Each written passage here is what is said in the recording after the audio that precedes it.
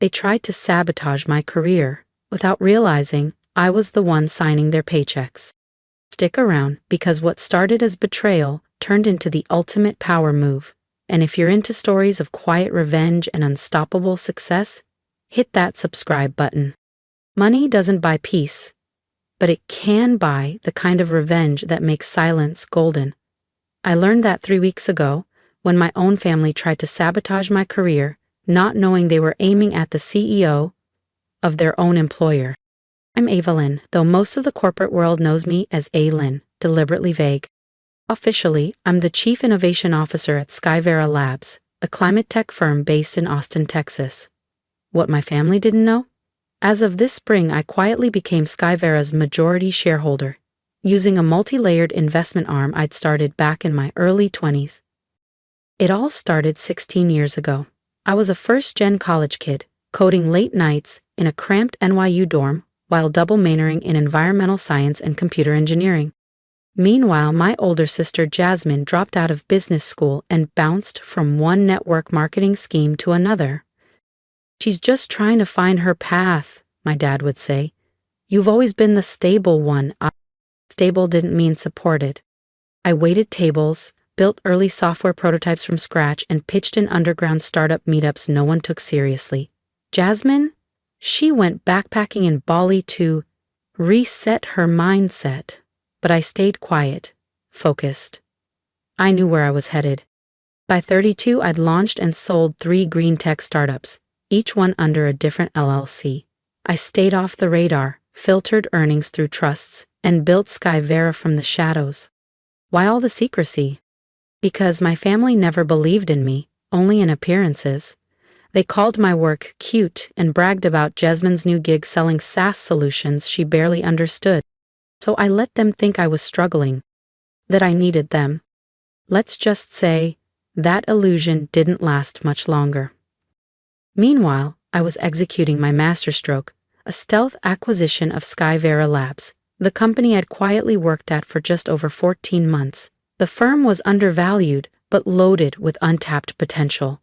Through a careful weave of holding companies, blind trusts, and offshore entities, I gained controlling interest without a single name linking back to me. So when the board promoted me to Chief Innovation Officer, they thought they were appointing a brilliant, but obedient strategist.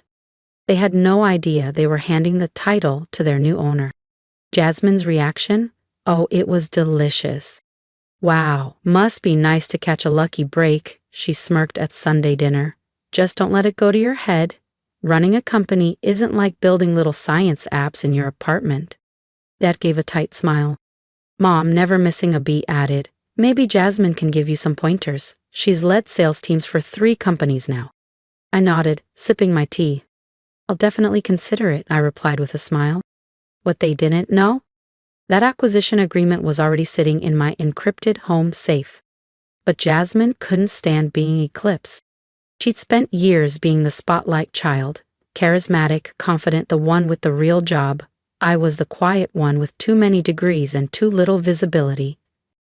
At first, she just showed up at Skyverra for lunch with department heads, masking her visits as sisterly support. I watched from my office as she laughed with senior staff, casually suggesting I was under a lot of pressure and still learning the ropes. Then came the anonymous reports. HR flagged complaints questioning my qualifications, alleged fake credentials, and mysteriously missing coursework.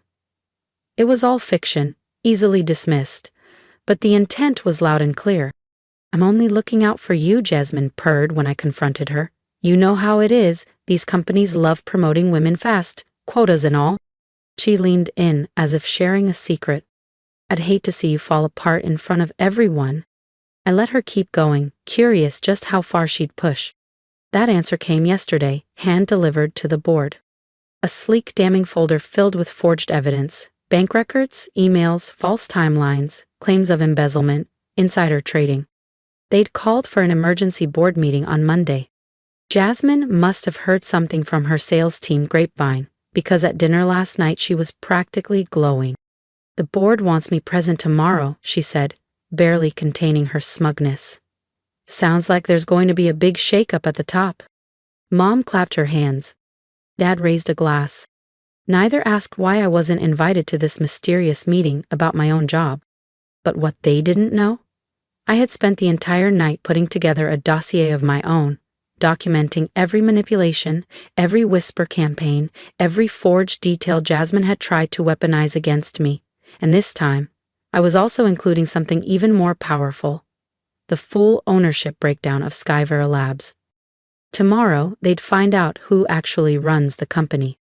If you think Jasmine's about to get away with it, hit that subscribe button, because what happens next changes everything.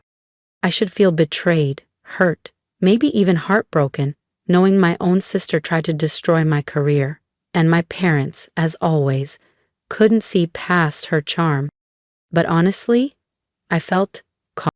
Sitting in my office, surrounded by color-coded evidence, fake transactions, altered screenshots, whispered HR rumors, I knew this moment was years in the making. Jasmine's little coup attempt didn't break me. It gave me the stage I'd never been offered, a rare, perfect opportunity to expose her lies and rewrite the narrative that had followed me my whole life. The board meeting was set for 9:00 a.m. and sharp. They thought I'd be the one on trial. But they forgot something. I'm the one who wrote the rules.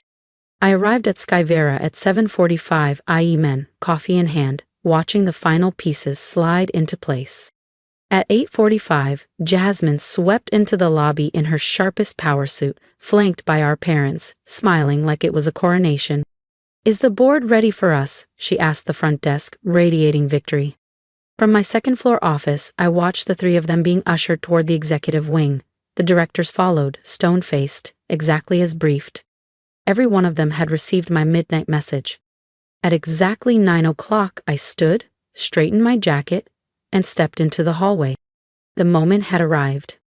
If you've ever been underestimated, outmaneuvered, or forced to play small for the sake of peace, don't miss what happens next. Hit that subscribe button, because the real power move, it's only just beginning. Time to begin. Elias Romero, our board chair, was mid-sentence when I stepped through the door. "These allegations against Miss Lin are extremely serious." "Apologies for the delay," I said cheerfully, slipping into my seat at the head of the table. Jasmine's head snapped up, confusion cutting through her smug expression like static. "Ava, this is a closed session," she hissed. "You weren't invited." I clasped my hands and smiled. "Actually, I invited myself. You see, it's rather difficult to conduct a board meeting without the owner of the company, don't you think?" The silence was stunning. Jasmine's face drained of color. Mom blinked rapidly like she'd misheard. Dad froze, jaw clenched, as if trying to swallow a laugh that never came. "What are you even talking about?" Jasmine spat. "Skyverra's owned by shareholders." "It was," I said, turning to my assistant Mina, who stepped forward with a sleek leather portfolio in hand. "Skyverra Labs was publicly traded," I continued, "until 2 months ago when it was quietly acquired by Verdant Core Holdings. Care to guess who owns that?" Gasps. Pages turned. Directors' eyes widened as the documents reached their hands. Some had whispered about the buyout, wondered who was behind the silent trust with enough capital to take the company private. Now they knew? "This is a joke," Jasmine stammered.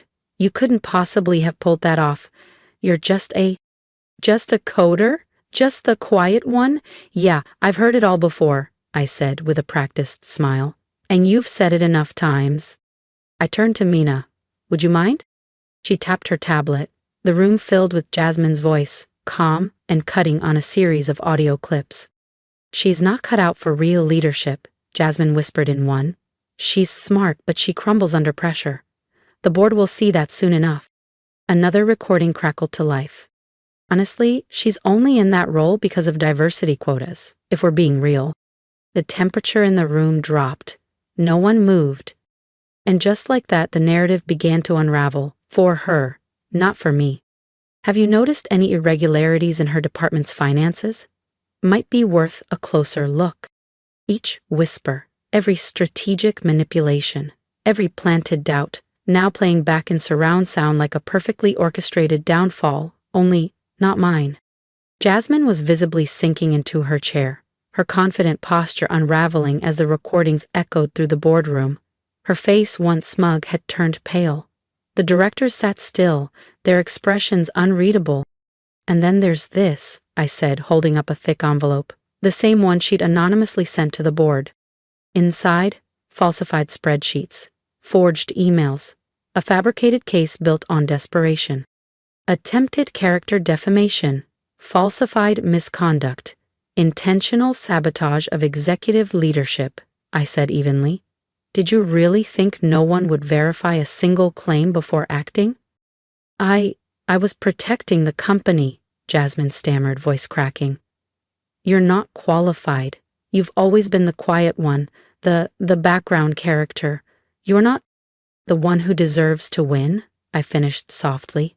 "No, Jasmine, I'm the one who earned the right to lead. And now, I'm the one exposing you for manipulating internal perception, compromising board integrity, and risking this company's future." Mom finally spoke, her voice fragile. "Surely, you're not going to destroy your own sister's life over this? Like she didn't try to destroy mine?" I turned to face her. "Like you didn't show up expecting to watch me fall?"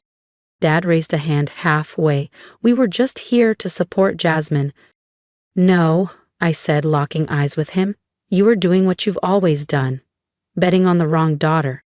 I turned back to the board, standing tall. "I apologize for the dramatic nature of this meeting," I said, letting calm control my voice. "But I needed everyone to fully grasp what's at stake. Ms. Jasmine Lin has breached ethical and legal boundaries in her effort to remove me from my position." I paused, letting the words settle. "She didn't just come after me, she endangered this company's reputation and regulatory standing." Elias Romero cleared his throat. "Miss Lin, what would you like the board to do?" I sat again, folding my hands neatly. "First, I request that the board formally dismiss all allegations against me, based on verified evidence and internal review. Second, I move for immediate disciplinary action against Miss Lin for misconduct. I also request that a formal letter be sent to Jasmine's employer," I said evenly, "detailing her misconduct, complete with audio files, fabricated evidence, and her attempts at corporate sabotage. Her actions should follow her professionally." "You can't," Jasmine gasped, her voice thin and shaking. "You'll destroy my career." "Like you tried to destroy mine?" I asked, voice calm, yet razor sharp.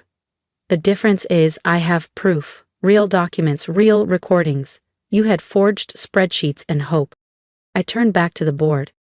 "Finally, I request that Jasmine Lin and both of our parents be permanently banned from Skyverra Labs property. Any contact with staff or interference with company operations will result in immediate legal escalation." "Ava, please," Mom cried out, mascara streaking down her cheeks. "We're family." I gave a quiet, bitter laugh.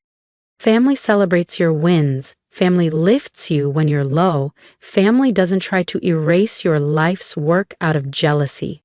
I slid one final folder across the polished conference table. "This," I said, "is the acquisition agreement for my first climate tech startup. I sold it for $50 million, 0 cents, when I was 27. The second? $180 million, 0 cents, 2 years later." I looked at Dad. "I could have bought that country club membership you always wanted. Could have paid for all those lavish vacations you handed Jasmine like gold stars. But I didn't." Aha. They stared at the pages, stunned, watching the numbers crumble, every story they told themselves about who I was. "I stayed quiet," I said, "because I wanted to see who'd stand beside me when they thought I had nothing." I glanced at Jasmine. "You all failed." She looked pale. "You're ending my career," she whispered. "No," I replied. "You ended it the moment you tried to sabotage mine. The only difference is you actually did the things you're being accused of." I gathered my folders and stood. "This meeting is officially adjourned," I said, nodding to Elias. "Please ensure the record is secured." Then I turned to them. "Jasmine? Mom? Dad? Security will escort you out." "Wait," Jasmine called, her voice breaking as I reached the door. "Please, I was jealous. I couldn't stand that you were finally winning." Her voice trembled. "We can fix this, can't we? We're still family." I turned back one final time. Do you know the difference between us, Jasmine? She looked up, her eyes glassy, the last remnants of pride dissolving. When you thought I was struggling, you pushed me even lower. When I was thriving, I stayed quiet, just so you wouldn't feel small. I exhaled. That's the difference between real success and the game you've been playing. The weeks that followed were revealing. Jasmine was swiftly let go. Her employer wasted no time once they reviewed the audio clips and documented proof. Word of my ownership at Skyverra Labs spread beyond our boardroom, and suddenly the same social circles that once worshipped my sister began whispering my name instead.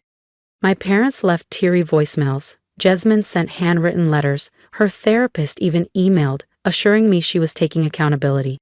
I archived them all. 3 months later, I was wrapping up a late strategy session when Mina buzzed in. "There's someone here, says it's personal." It was Jasmine, but not the polished, camera-ready Jasmine I'd always known. She looked smaller, worn, her designer wardrobe replaced by a plain blouse and jeans. No glitzy jewelry, no performative confidence. "I'm not staying," she said, holding up a hand. "I just needed to say something." She stepped forward and placed a manila envelope on my desk. "This has everything, old passwords, contacts, everything I used while trying to sabotage you. I'm also sending statements to the board and my former company. No spin, no excuses." I stayed silent. "Why now?" I asked at last. "Because you were right," she said softly. "I wasn't building anything, you were, and I hated you for it." She turned to leave, paused at the door. "I'm starting over. New startup. Entry level, no fake titles this time. I don't expect anything from you. But letting me fall? That taught me more than all the years Mom and Dad spent lifting me up." She reached for the door handle. "Jasmine," I said gently. She turned back, just for a moment, hope flickering in her eyes. "Send me your resume in a year," I said gently. "Not for leadership," I added, "but if you're serious about earning your place the right way, we're always looking for people willing to start from the ground up."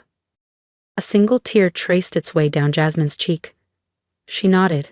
No excuses, no defenses, just a quiet acknowledgement. Then she turned and left without another word. 6 months later, Skyverra Labs has surpassed even my most ambitious projections. We're developing next-generation climate solutions, expanding into 3 new states, and creating sustainable jobs across the Southwest. It's real, it's lasting, it's mine.